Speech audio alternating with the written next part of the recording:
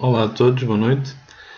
Meu nome é Miguel Ferraz, sou fisioterapeuta com já cerca de 17 anos de experiência, alguns deles em contexto hospitalar, cerca de 10, os outros em prática privada, e fui convidado pela Formoterapia para tentar falar aqui um pouco sobre equipamentos de proteção individual para fisioterapeutas, nomeadamente as indicações para controlar a transmissão e o contágio da doença Covid-19 na prática privada durante esta pandemia que estamos a passar. Portanto, o objetivo desta apresentação passa por esclarecer quando, perceber porquê e pôr os fisioterapeutas a utilizar as EPIs, os equipamentos de proteção individual. Antes de saber qual o equipamento de proteção individual a usar, é necessário perceber que isto está tudo descrito pela Direção-Geral de Saúde e é necessário consultar as normas e as orientações que são emanadas e aplicá-las e estar constantemente atento às suas atualizações. Nomeadamente, eu verifiquei que ao fazer esta pesquisa para este trabalho, nem semana para semana apareceu uma norma ou uma orientação nova, portanto preciso ficar atento a isto e procurar estar atualizado. Deixo-vos aqui o site da DGS onde vocês podem consultar algumas das diretrizes e orientações da DGS. E portanto,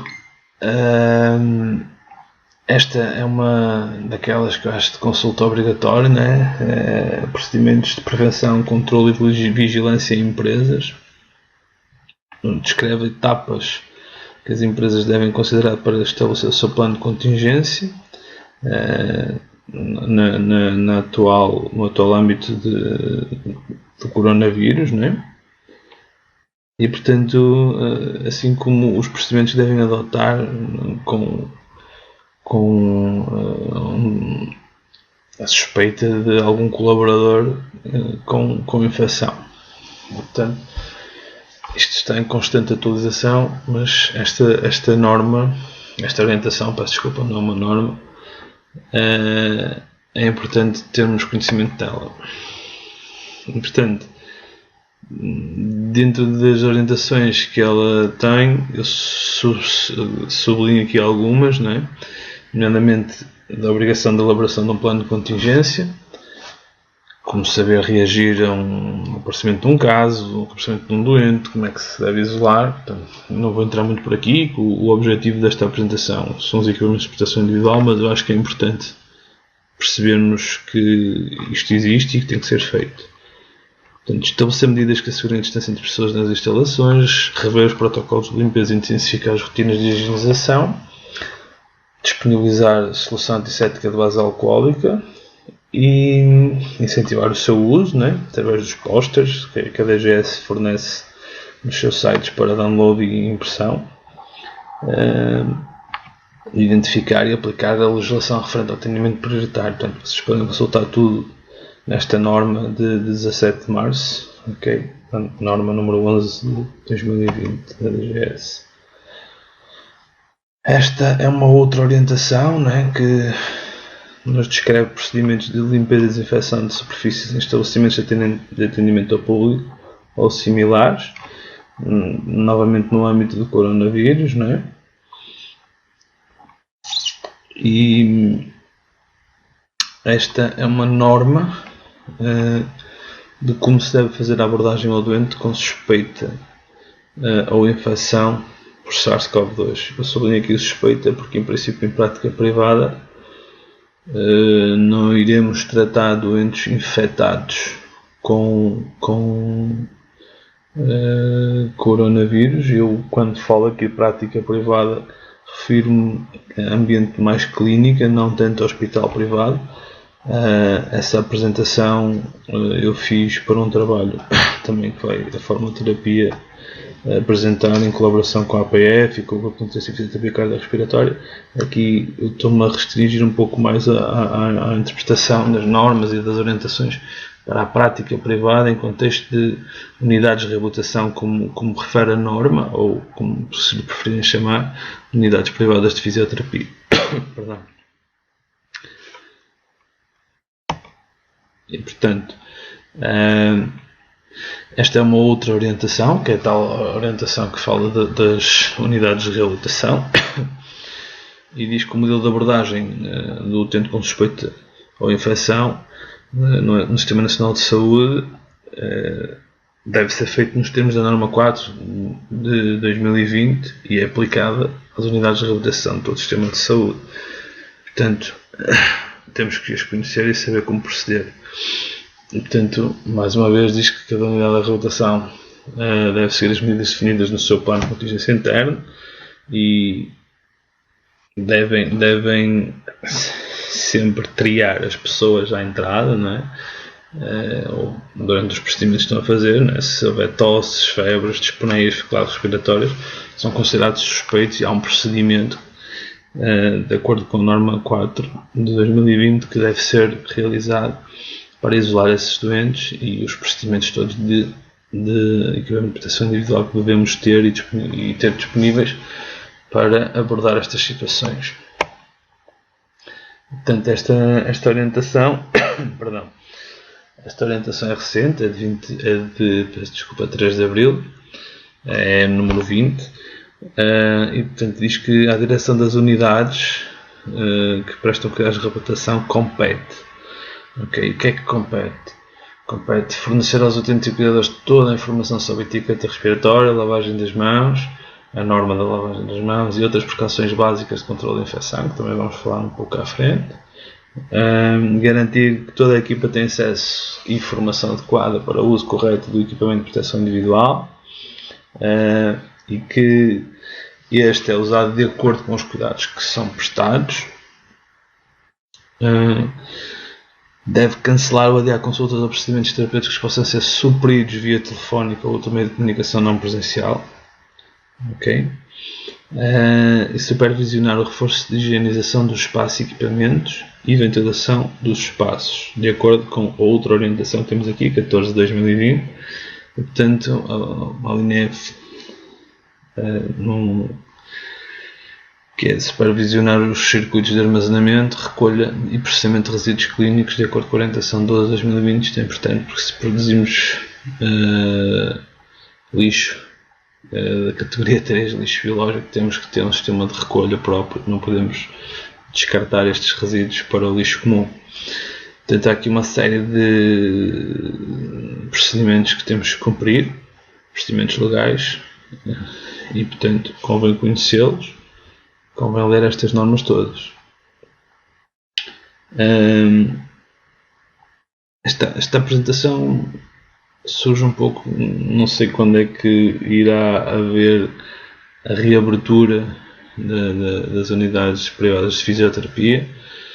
Sei que já algumas pessoas, algumas continuaram a laborar, outras pretendem abrir, mas para já, de acordo com o conhecimento que temos, estas são as normas. A qualquer momento a DGS poderá emitir novas orientações para a abertura ou reabertura em contexto de pandemia, não é? Certamente irão ser emanadas novas normas e orientações, mas para já estou-me a basear naquelas que existem, ok? E que nos dão muita informação também como proceder. Portanto, em termos de funcionamento, eu sublinhei aqui algumas alíneas, não todas, mas, por exemplo, aqui no ponto 2 do funcionamento da reabilitação, eles dizem que a triagem e isolamentos devem ser rápidos, ou seja, nós devemos perceber o que é que temos à frente. Se nos chega um doente que nos parece suspeito, como tosse, eventualmente febre, possa ter surgido naquele dia ou ainda não se ter apercebido, devemos medir, devemos triar, e isso há um procedimento para fazer, não é? Quando suspeitamos de equipamentos de proteção individual a usar, e sobretudo devemos manter um elevado nível de suspeição, não é?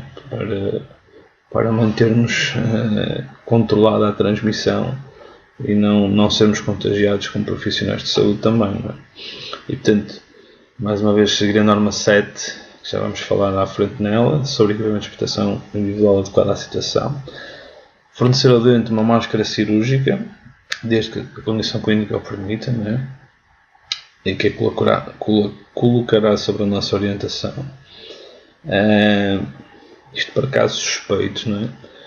E, portanto, encaminhado o doente, temos de ter uma área de isolamento, temos que consultar a norma para perceber como é que ela deve ser organizada e solicitar de imediata avaliação médica ou por médico da unidade ou encaminhar a CNS 24 ou em situações de emergência mesmo até o 112.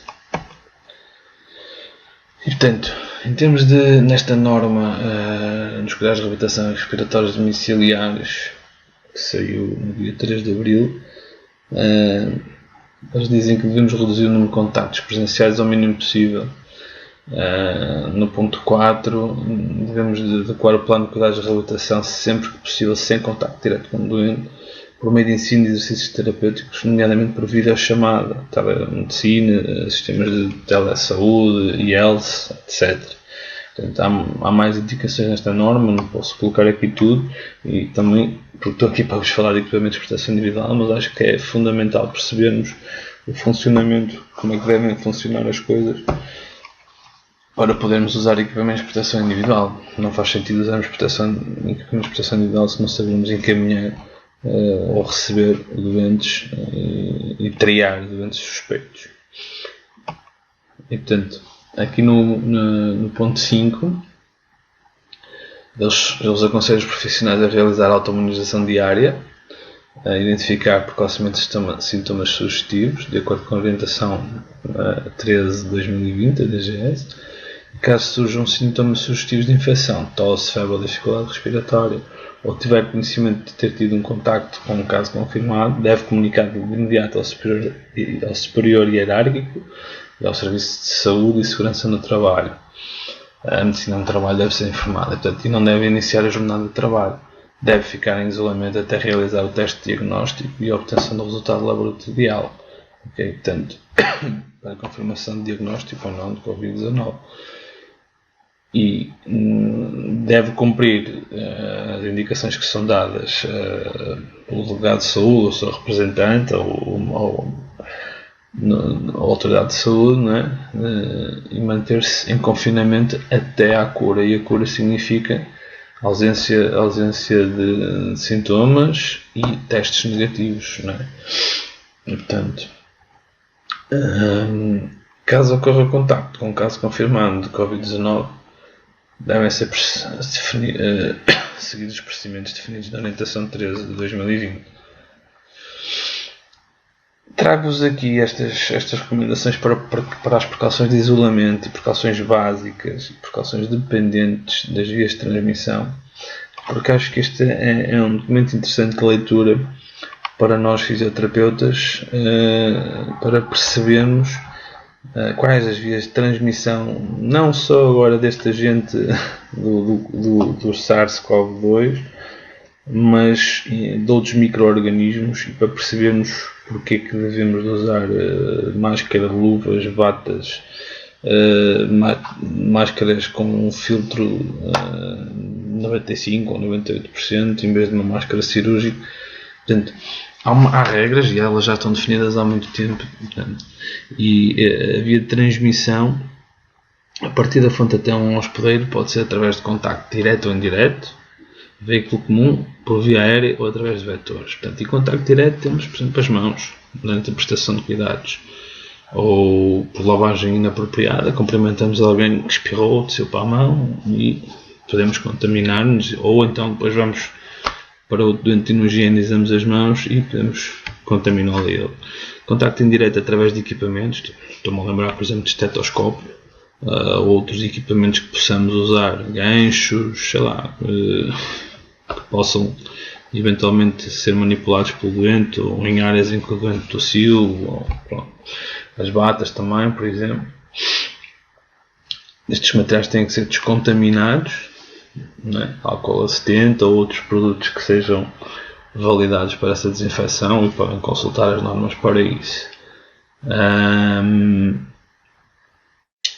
Por exemplo, a contenção e eliminação inapropriada de cortoperfurantes, estou-me a lembrar das agulhas que muitas vezes usam para oral dry needling, por exemplo. As gotículas são também outra fonte de transmissão, né? Tem uma breve passagem pelo ar quando o hospedeiro, a fonte e o hospedeiro se encontram próximos, portanto, falar e espirrar, temos ouvido falar muito nisso nas notícias. Essas gotículas são relativamente grandes e por isso vão pousar em superfícies, e depois nós podemos basicamente tocar nessa superfície e trazer nas nossas mãos essas partículas. E portanto, sabemos que a via de contacto é a via mais frequente de transmissão exógena. A via aérea, portanto, as bactérias no ar não se apresentam como partículas livres, estão contidas em escamas de pele ou gotículas libertadas durante a fala ou espirro ou tosse. E uma vez libertadas, essas partículas vão assentar nas superfícies ou então em gotículas que secam e depois têm tão baixo peso que podem ser novamente levantadas no ar por correntes de ar, deslocações de ar, e manter-se no ar longos períodos e, dependendo dos fluxos de ar, podem se deslocar inclusivamente, não é? A grandes distâncias. Portanto, e podem ser inaladas, não é? E daí a necessidade de proteção com máscaras, com filtros superiores a uma máscara cirúrgica. Okay? São partículas extremamente pequenas e extremamente leves que andam no ar e podem ser inaladas. Em termos de digestão, não é muito frequente, mas sim, pode acontecer, nomeadamente gastroenterites, não é?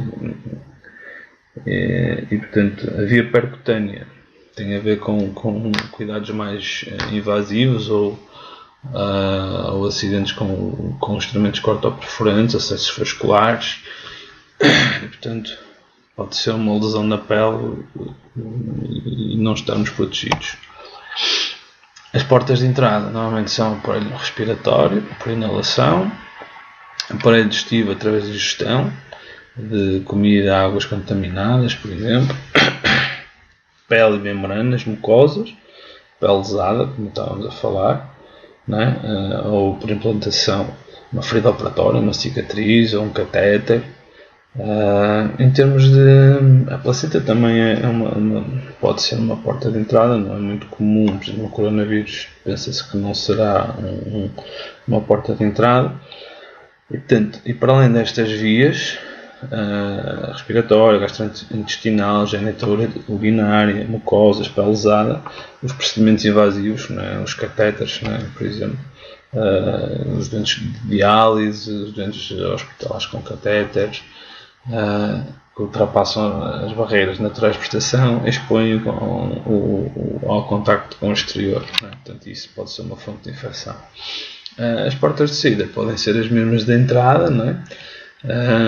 Ou por vias diferentes, entrada à boca, sai pelas fezes, como as salmoneses. Pronto, é um exemplo que eles dão. Em termos de precauções básicas para controlar a transmissão, temos a higienização das mãos, uso racional das barreiras protetoras, adaptadas aos procedimentos, né, como já vamos ver. A seleção dos equipamentos de proteção individual tem a ver com o local onde prestamos o cuidado, assim como o tipo de cuidado que estamos a prestar. Controle ambiental, estamos a falar de ventilação, higienização do espaço, material e desinfecção do mesmo, resíduos, os tipos de lixo, os lixos biológicos e o recolha adequado desses lixos, a roupa e a sua lavagem, alimentação, desinfestação, transporte de doentes, tudo isso tem a ver com o controle ambiental. e a prevenção dos acidentes por picada e corte, né? E encaminhamento pós-exposição e também e programa de vacinação. Né? Pronto, são precauções básicas. Depois temos aqui precauções complementares, né? E dependentes das vias de transmissão. E portanto, dependentes das vias de transmissão repartem-se por 3 vias: via aérea, gotículas e de contacto, ok? Direto ou indireto. Portanto, e aqui começamos a ver também que, começando na via complementar, via aérea, né? Normalmente são partículas muito pequenas, transportadas pelo ar, permanecem suspensas e podem ser transportadas por longas distâncias por correntes de ar, como já vimos. Né? Um destes exemplos muito conhecido é a tuberculose. Né? Outros que eu também não saberia, é varicela ou sarampo, e que este trabalho me fez alertar também para isso.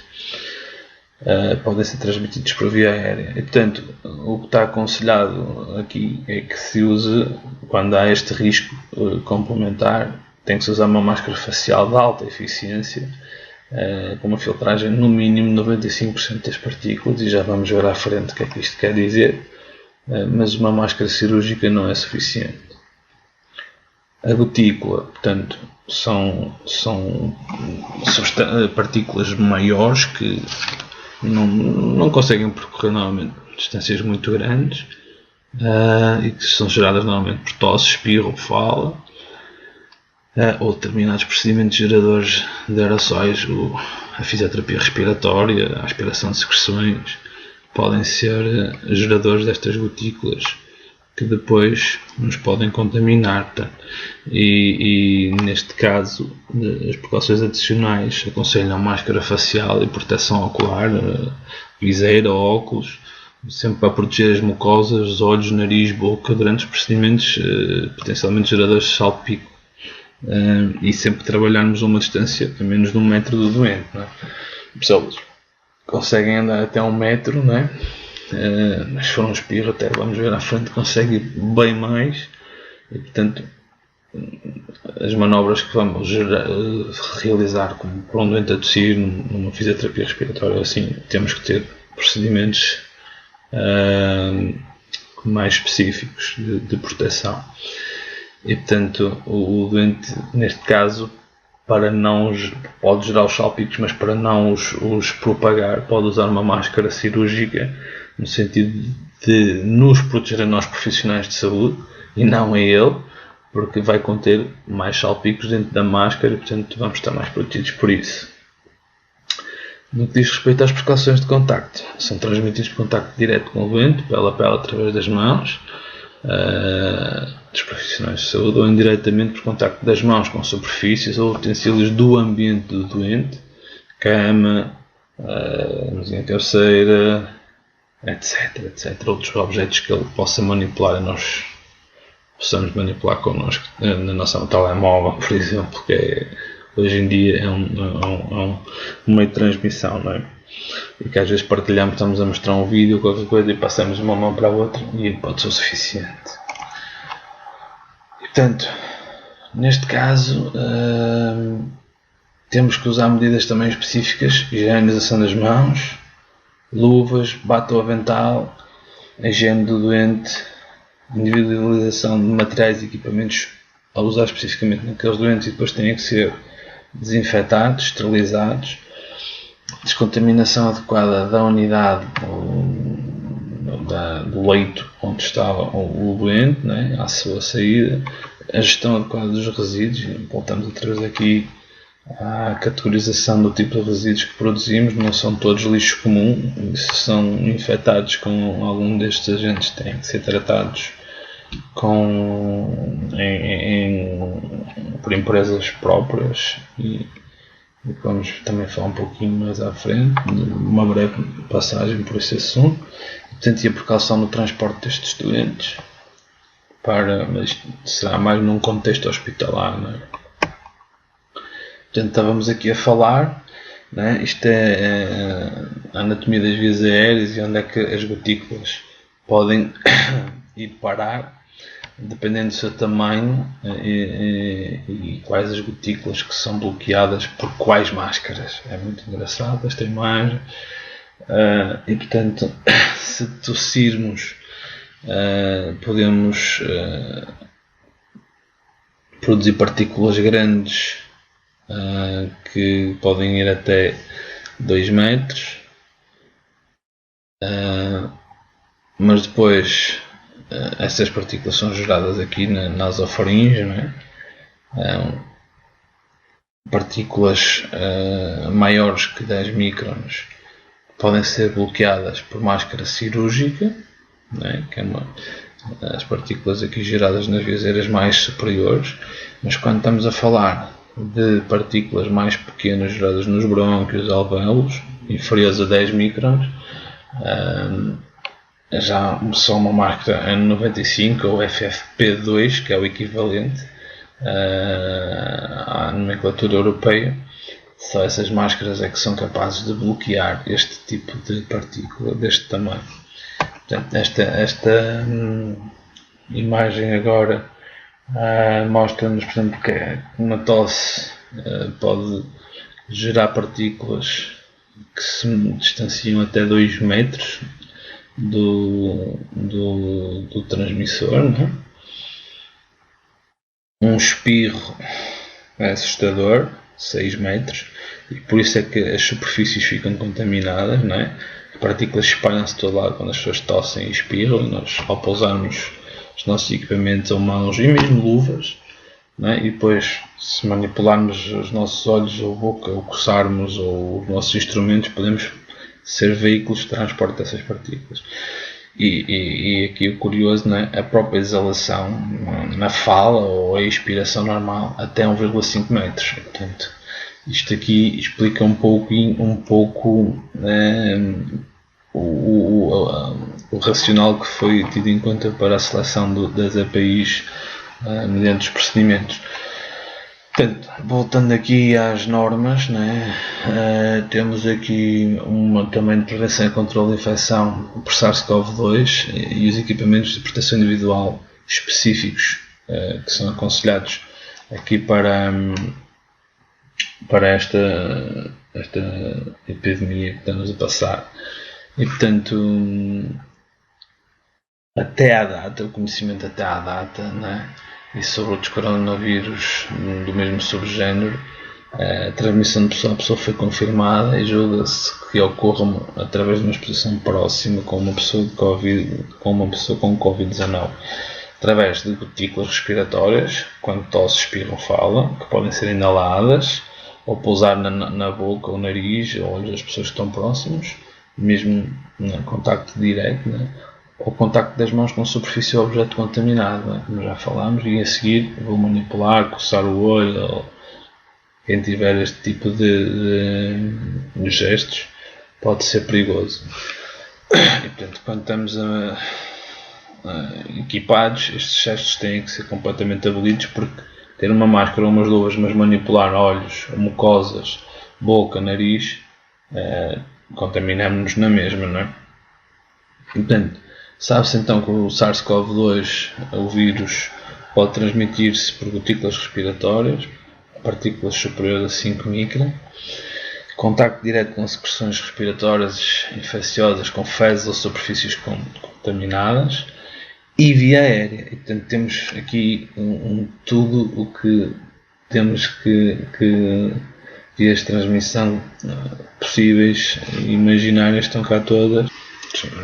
O centro de saúde e ambulatório também está definido aqui o tipo de EPI para o procedimento e portanto podemos aqui ver que em termos de gabinetes de consultas, os profissionais de saúde, quando examinam doentes com sintomas respiratórios ou febre, devem oferecer uma máscara cirúrgica ao doente e instruí-lo na sua colocação, e o profissional deve usar máscara cirúrgica, bata, luvas e proteção ocular. Já o profissional, mas faça um doente sem sintomas, deve sempre oferecer uma máscara cirúrgica, instruí-lo na colocação e usar EPIs de acordo com as precauções básicas de controle de infecção e avaliação de risco. No mínimo, preconiza-se uma máscara cirúrgica para abordagem a estes doentes sem sintomas. Aqui os profissionais de limpeza, portanto, é mais como temos esse conhecimento, eles não podem ser carne para quem há, e portanto também têm que ter EPIs de acordo com os procedimentos que vão fazer, nomeadamente se gerarem salpicos de material orgânico ou químico, devem usar bata-luvas resistentes, proteção dos olhos. Se não, máscara cirúrgica, botas e sapatos fechados e luvas, como é óbvio também, né? A proteção para os olhos é que é dependendo do tipo, se há salpicos ou não, né? Nos podemos esquecer destas pessoas, temos que as instruir também. Na sala de espera, doentes sintomáticos, se percebemos que alguém nos chega com tosse, febre, atualmente, que a gente lhes dê um termómetro e veja que tem febre, temos logo a oferecer a máscara cirúrgica, ensiná-los a pôr e isolar o doente para a área de isolamento que está previamente definida no programa de contingência da unidade de reabilitação. E depois proceder ao encaminhamento do doente para a CNS 24 e ver o que é que eles preconizam, não é? O que é que eles decidem.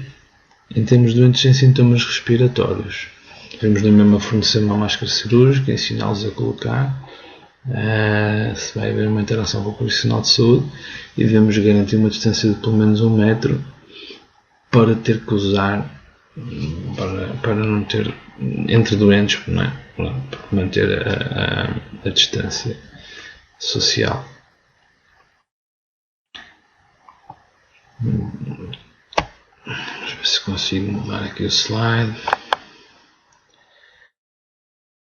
Portanto, continuando aqui nas unidades de saúde primárias e ambulatórias, as áreas administrativas, e aqui refere-se a todos os profissionais, se existir uma barreira física com o doente, não é necessário EPIs, aqueles acrílicos que tenho visto agora até nas padarias e outros serviços que vou. Se não existir essa barreira física, deve usar máscara cirúrgica administrativa e todos os profissionais que passam pela zona administrativa. Na triagem, se fizermos uma triagem aos nossos estudantes quando eles chegam à nossa instituição, o profissional de saúde que faz essa triagem, ou eventualmente a pessoa que tem um contacto direto, neste caso que não envolve contacto direto com o doente, deve manter uma distância entre doentes de pelo menos 1 metro na recepção, nas cadeiras onde eles ficam sentados, portanto, não encher os espaços muito, e usar máscara cirúrgica. Em termos de doentes com sintomas, devemos logo fornecer uma máscara cirúrgica, instruir na sua colocação, manter a distância também dos outros doentes, pelo menos 1 metro. Doentes sem sintomas respiratórios, idealmente máscara cirúrgica para o profissional de saúde, pelo menos se vai haver uma interação com outro, não é? Com outro. Aqui eles são muito abrangentes e, portanto, abordam aqui também os procedimentos na comunidade.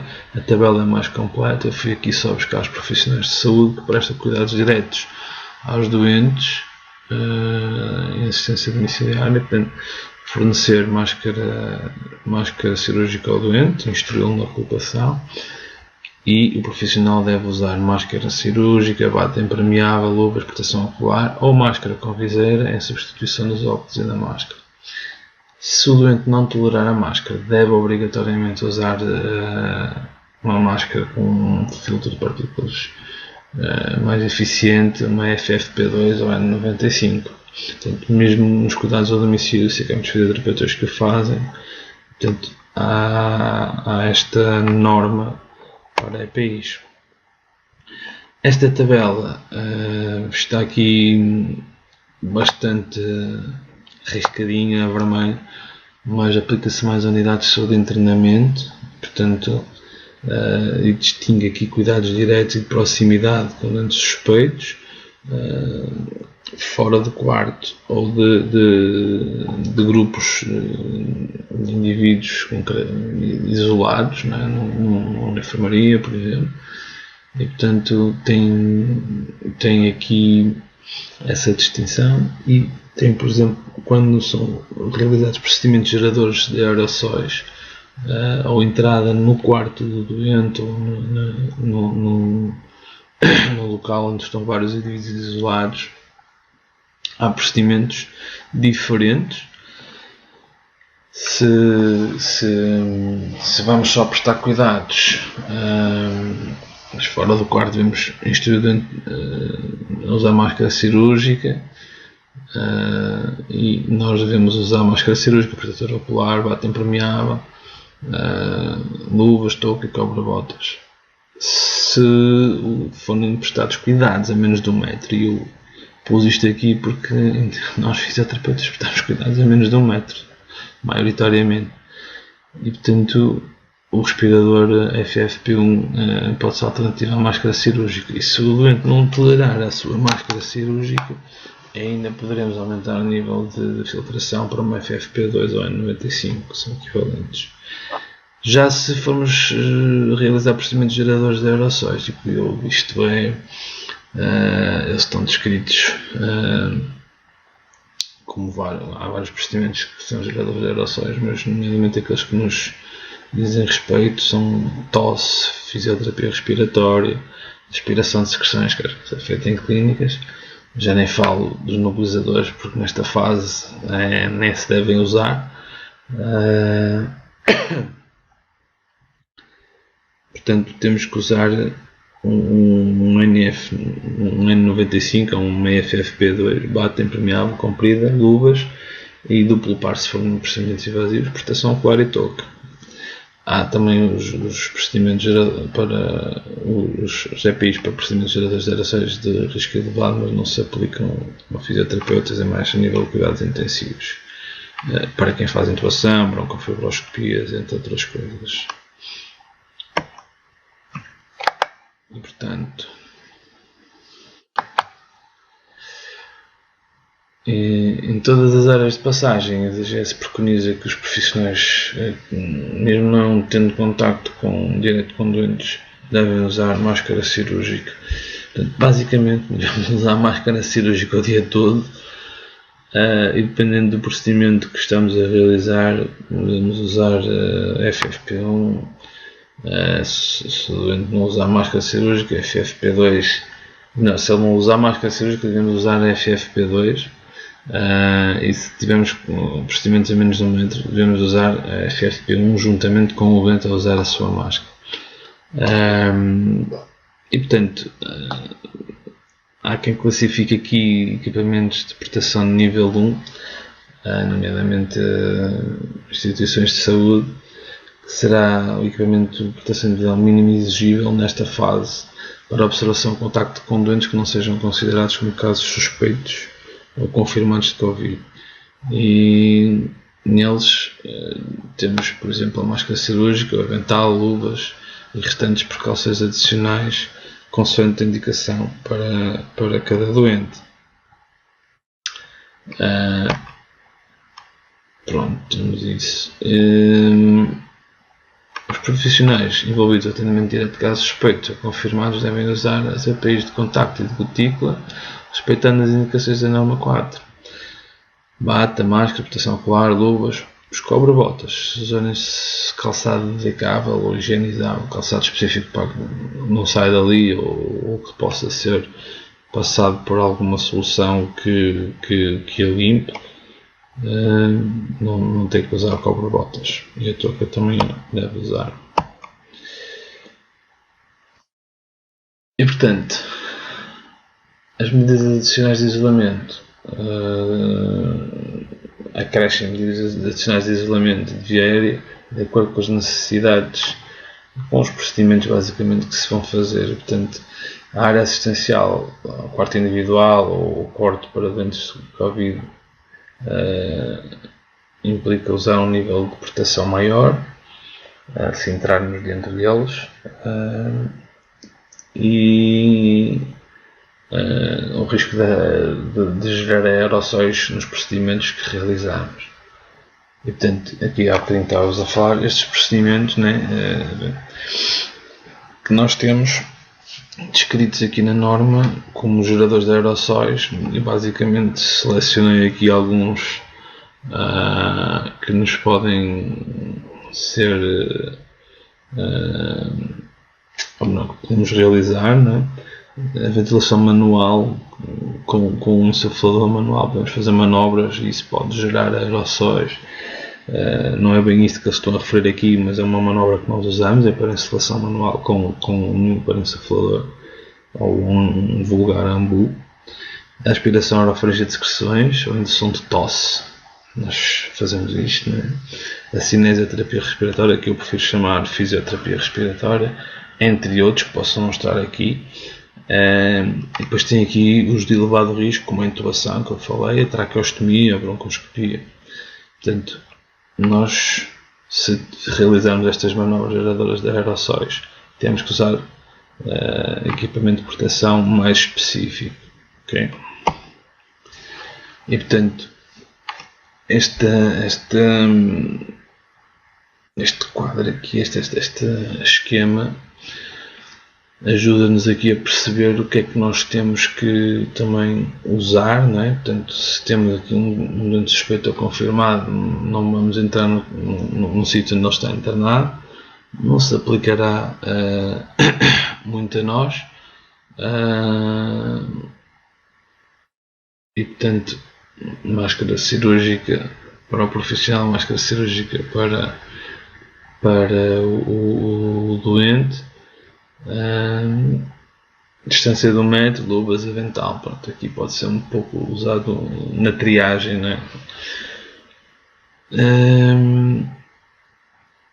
Se a distância for inferior ao metro, se precisamos fazer um procedimento não gerador de aerossóis, mas para trabalhar a menos de 1 metro do doente, já temos que usar aqui, pois aqui será o mais comum nas unidades de reabilitação, é trabalhar a menos de 1 metro do doente. Já temos aqui uma série de procedimentos que temos que usar no caso de ser um doente suspeito, não é? Ou confirmado, porque estes doentes também podem precisar muitas vezes de fisioterapia. Não direi que se calhar vão aparecer na nossa clínica, mas não se sabe quanto tempo é que isto vai durar e as pessoas podem ter problemas e podem precisar de se tratar, e portanto não sei responder em relação a isso, se vão aparecer, se não vão aparecer, se devemos tratar, se vamos ter autorização para tratar casos suspeitos identificados ou que estão à espera de resultados ou mesmo confirmados nas nossas clínicas. Não sei se estes não serão encaminhados para hospitais com outro tipo de condições. Vamos ver, ainda é tudo uma incógnita. Mas aqui quando estamos em contexto hospitalar ou nas nossas ditas áreas de isolamento que temos que ter para os nossos doentes, vamos entrar em contacto, vamos entrar no quarto do doente, né? Portanto temos que ter máscara FFP2 ou N95, touca, óculos ou máscara com viseira, bata impermeável, cobre-botas. Portanto, temos de ter este equipamento disponível porque nada nos garante que na nossa clínica um colaborador, um doente não consideremos suspeito e enquanto temos que isolar, podemos ter que lhe prestar assistência porque ele pode deteriorar, podemos ter que prestar assistência porque ele pode nos chamar, né? Temos que ter aqui uma série de condições, mesmo facilitar-lhe o acesso à casa de banho e isso tudo, e a mantimentos, e como sabemos os resultados dos testes podem demorar e até sabermos o que fazer, temos que estar prevenidos, podemos ter que entrar em contacto e ter que ter disponibilidade de equipamentos de proteção individual. A fisioterapia respiratória, tosse, respiração, para a reflexão manual são geradoras de aerossóis, como vimos. Aqui temos de ter máscaras P2 do ano 95, touca, óculos ou máscara com viseira, bate impermeável e cobre-botas. A questão que eu coloco aqui é se estão garantidas as condições de disponibilidade de equipamentos de proteção individual nesta fase. Eu pessoalmente estive a ver e os preços estão absurdos, e mesmo absurdos, a disponibilidade dos mesmos não é fácil de adquirir nesta fase. Não sei se as clínicas estariam já prevenidas com alguns destes equipamentos e podem assegurá-los. A ventilação dos espaços é necessária para tratar este tipo de indivíduos. A individualização de materiais e equipamentos, ou seja, temos que usar aqueles equipamentos ou são descartáveis ou são esterilizados ou higienizados, desinfetados adequadamente, nomeadamente com álcool 70 ou outro produto que seja adequado. A descontaminação do próprio espaço em si, a triagem e recolha dos resíduos também tem que ser. Se tivermos a certeza que tivemos contacto com um doente suspeito ou com um doente contaminado, esses não podem ir para o lixo comum, esses resíduos que nós produzimos de lixo dos equipamentos de proteção individual, e portanto tem que haver uma recolha seletiva, e isso implica algumas coisas que já vamos falar na frente. E portanto aqui temos a sequência da colocação dos EPIs, é feita normalmente antes do procedimento. Devemos hidratar-nos, amarrar o cabelo, remover adereços todos, desde cartões que possam dar ao pescoço, materiais que tenhamos no bolso, inclusive telemóveis, para não correr risco de os contaminar, e depois confirmar se aquela é a proteção individual adequada ao procedimento que vamos fazer. E portanto este é para cuidados de proximidade não geradores de aerossóis ou gotículas, cuidados de proximidade a menos de 1 metro, digamos assim. E portanto a primeira coisa a fazer é higienizar as mãos, depois colocamos a bata, de seguida colocamos a máscara, o respirador, de seguida colocamos os óculos ou viseira descendente e as luvas em quarto lugar. E portanto depois no final teremos uma imagem tipo esta. Aqui tem uma viseira e máscara cirúrgica neste caso. Peço desculpa que isto voltou para a frente, para trás. Depois, aqui é muito importante, é na remoção dos equipamentos de proteção individual que acontecem as infecções, as contaminações cruzadas. E, portanto, a sequência de remoção é extremamente importante para que não ocorra a contaminação cruzada. E portanto, as luvas são removidas, a parte externa das luvas é a parte que está contaminada, e portanto a primeira podemos fazer uma prega e puxar, né? E depois a segunda já temos a mão sem este polegar sem luva, podemos puxar também pela parte interior para não contaminarmos na parte exterior, e tiramos a luva. Higienizamos as mãos, temos o procedimento descrito à frente. Eu coloquei um anexo de como higienizar as mãos, quer de lavagem das mãos com água e sabão, quer com solução antisséptica à base de álcool. A parte da frente da bata está contaminada e portanto tentamos desapertar a bata e depois puxamos a bata pelo movimento só ao nível dos ombros, e ela rasga a proteção em cima. Tiramos, tentamos fazer com que ela ocupe o menor volume possível. Descartamos no lixo tipo 3, resíduos biológicos. De seguida vamos tirar os óculos, não é? A proteção ocular. Eu aqui higienizaria as mãos antes de tirar os óculos novamente. O respirador, tiramos a máscara, não é? Podemos higienizar as mãos novamente e no final higienizar as mãos com água e sabão. Portanto, aqui tem indicações para garantir a sustentabilidade que não irá faltar equipamentos aos profissionais de saúde e, portanto, eles discriminam aqui consoante os procedimentos, que eu acho que isto é interessante e descansa-nos também, porque isto está estudado, não é? E, portanto, a cógula ou capuz cirúrgico pode ser uma alternativa à touca, mas não é necessária. Poderá ser usada em procedimentos de risco mais elevado, de geradores de aerossóis, como falámos há bocado, intubação orotraqueal, por exemplo. Uma questão interessante é que a mesma máscara, o mesmo respirador pode ser usado entre vários doentes, mantém uma efetividade entre 4 a 6 horas, mas se ficar úmido deve ser substituído, ou se for contaminado, imaginem que um doente tosse para cima de vocês, esse equipamento terá que ser substituído. Em procedimentos invasivos, usaram um duplo par de luvas. Na prestação de cuidados a doentes suspeitos, usar roupa descartável ou de uso único, ou tentar que a mesma seja higienizada na instituição. Isto é complicado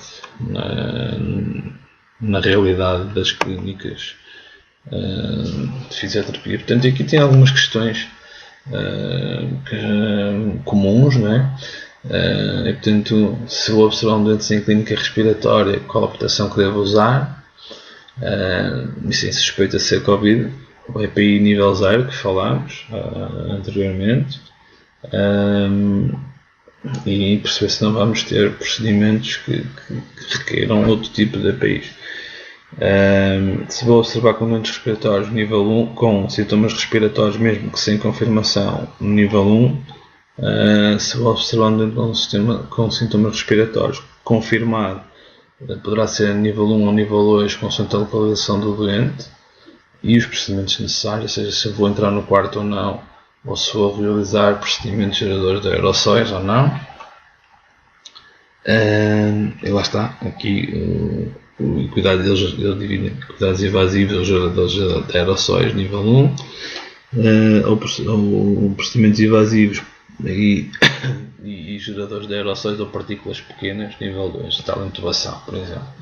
Isto é um documento produzido pelo Hospital Universitário de São João, que podem consultar na Sociedade Portuguesa de Pneumologia e que está muito completo também. E, portanto, como conselhos que eu vos deixo, evitem tocar nos vossos olhos, nariz e boca com substâncias expressamente contaminadas, independentemente de estarem com as mãos enluvadas ou não. E, portanto, isso é a primeira coisa a evitar, mesmo que estejam com EPIs. Se fazem isso, se levantam os óculos para ir ao olho, coçar o olho, os EPIs perdem a eficácia toda.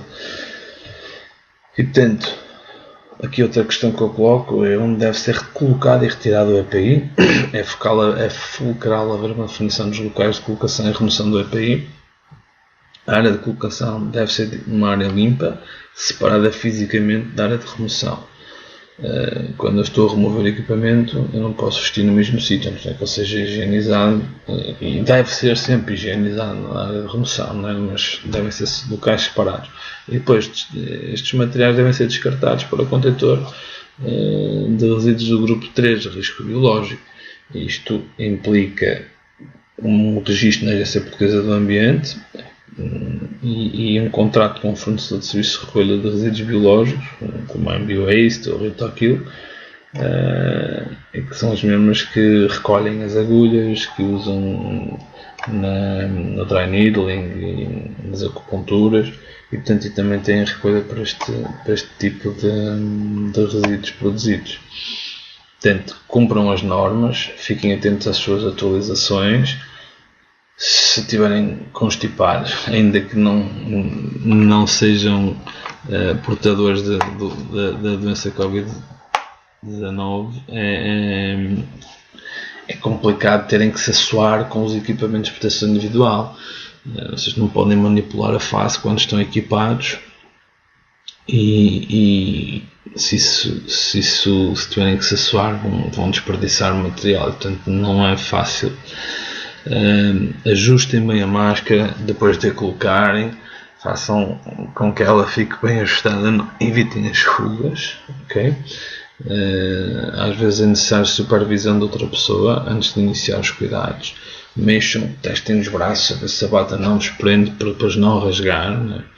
Se a bata eventualmente rasgar, ficar comprometida, ou umas luvas, solicitem ajuda externa para trocar ou reparar. Não vão mexer com as luvas no rasgão da bata, porque senão vão contaminar a roupa interior, ok? Seja a vossa, seja descartável, fica contaminado.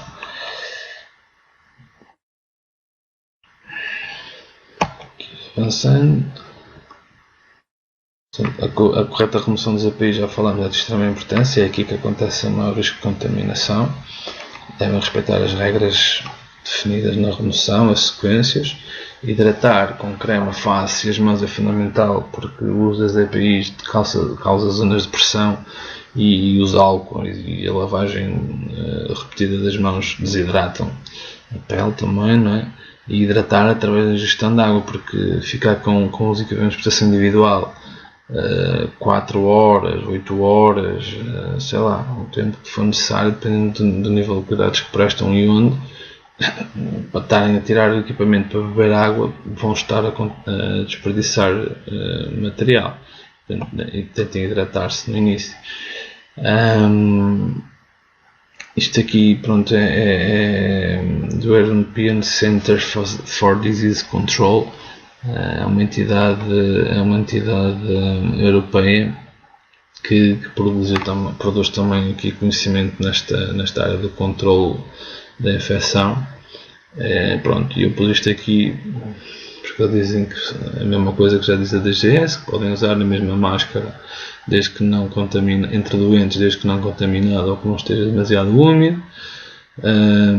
Entre doentes, isto se calhar acontece mais num contexto, pronto, nas clínicas também poderá acontecer, mas vocês podem reutilizar os EPIs se não estiverem contaminados entre doentes, ou entre doentes contaminados também podem utilizar os mesmos EPIs, por exemplo, desde que troquem as luvas externas, higienizem, por exemplo, as interiores, e depois voltem a calçar outras e usem um avental por cima da bata, de maneira que não contaminem, porque há uma infecção por Covid, mas podem haver outras infecções oportunistas e podemos estar a passar essas infecções também uns para os outros. Portanto, há que haver sempre um mínimo de cuidados. Nós estamos agora sempre a pensar no Covid, não podemos esquecer outras coisas que já aconteciam antes, não é? E portanto, mais uma vez, realço que para higienizar os equipamentos partilhados deve-se utilizar álcool 70 ou outros produtos indicados pelas instituições comprovados que são eficazes na higienização e descontaminação dos equipamentos. Descartar para o lixo biológico tipo 3,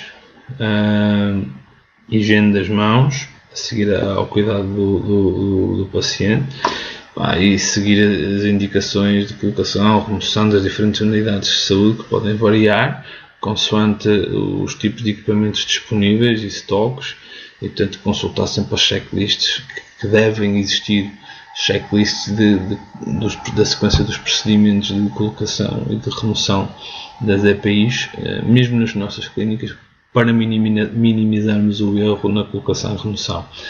Deixo-vos aqui alguns anexos como informação complementar, quando e como higienizar as mãos, por exemplo, os 5 momentos de higiene das mãos, muito importantes. Primeiro, antes de contacto com o doente, segundo, antes de procedimentos ascéticos, após risco de exposição a fluidos orgânicos, após contacto com o doente, após contacto com o ambiente envolvente do doente. E, portanto, estão aqui as explicações, depois se quiserem ler.